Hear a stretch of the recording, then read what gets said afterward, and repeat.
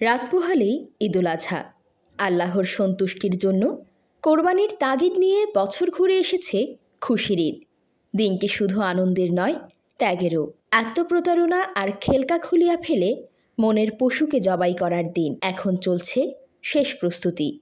জমে উঠেছে সিলেট মহানগর সহ গ্রামাঞ্চলের বিভিন্ন স্থানের পশুর হাট। বইতে শুরু করেছে ঈদের আমেজ। ক্রেতা বিক্রেতার দর কষাকষিতে সরগরম পশুর হাট।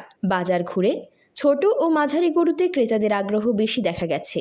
দাম অতিরিক্ত বেড়ে যাওয়ায় বড় গরুর দিকে বেশিরভাগ ক্রেতাই ঝুঁকছেন না। গতকাল মঙ্গলবার ও আজ বুধবার সকাল 12টা পর্যন্ত সিলেটের বেশ কয়েকটি পশুর হাট ঘুরে এমন তথ্য মিলেছে। হাট ঘুরে দেখা গেছে মধ্যম আয়ের মানুষরা কোরবানির পশু কেনার বাজেটও রেখেছেন মধ্যম মানের। এতে রাজধানীর বেশিরভাগ হাটগুলোতেই ছোট ও মাঝারি সাইজের পশুগুলোর চাহিদাও বেশি। সিলেট নগরের কাজিরবাজার পশুর হাটে 19টি গরু নিয়ে এসেছেন সুনামগঞ্জের খামারি জাবেদ।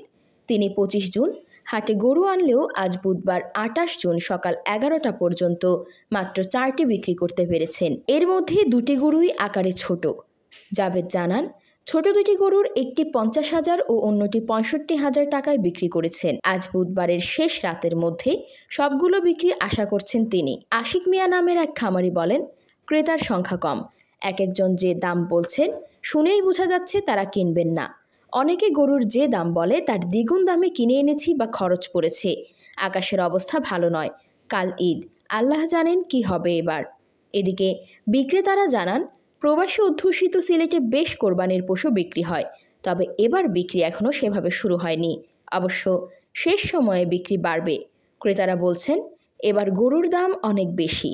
যে গরু গত বছর 70 থেকে 80,000 টাকা ছিল, এবার সেই গরু লাখ টাকায় বিক্রি হচ্ছে। সিলেট জেলা প্রশাসনের অতিরিক্ত জেলা প্রশাসক সার্বিক মোহাম্মদ মোবারক হোসেন বলেন, সিলেট মহানগরী 7টি এবং জেলায় 38টি পশুর হাটের অনুমোদন দেওয়া হয়েছে। এর বাইরে কোথাও কোরবানির পশুর হাট বসার অনুমতি নেই।